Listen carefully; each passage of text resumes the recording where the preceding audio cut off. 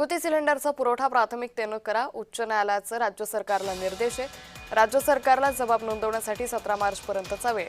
घरगुती एलपीजी सिलेंडरचा पुरवठा वाढवा. कॉन्फिडन्स पेट्रोलियम इंडिया कंपनीच्या विक्रेत्यांची उच्च न्यायालयात याचिका.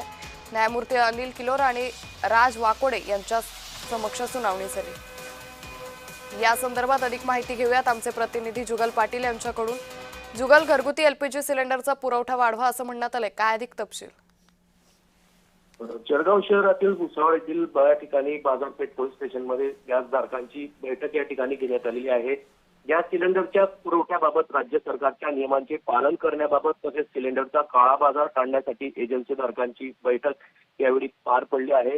पोलिसांच्या वतीने सूचना देण्यात आल्या आहे की गॅस टंचाईच्या भीतीने ग्राहक मोठ्या प्रमाणात एजन्सीवर गर्दी करत आहे. मात्र बुकिंग नंतर नियमानुसार प्रत्येक घरगुती ग्राहकांना सिलेंडरचे वितरण केले जाणार असून त्यामुळे ग्राहकांनी अनावश्यक गर्दी करू नये असेही आवाहन यावेळी पोलिसांच्या वतीने करण्यात आले आहे व ही बैठक यावेळी पार पडली आहे. अंकिता.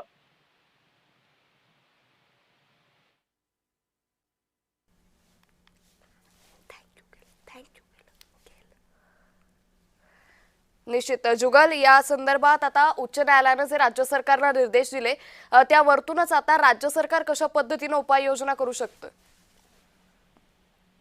नक्कीच या संदर्भात गॅस वितरणाबाबत राज्य सरकार लवकरच या संदर्भात उपाययोजना करेल. कारण ठिकठिकाणी ज्या एजन्स्या आहे एजन्स्यांवर मोठ्या प्रमाणात ही गर्दी होत आहे. ही गर्दी होत असल्या कारणाने ग्राहकांना मोठा मनस्ताप या ठिकाणी सहन करावा लागतो आहे.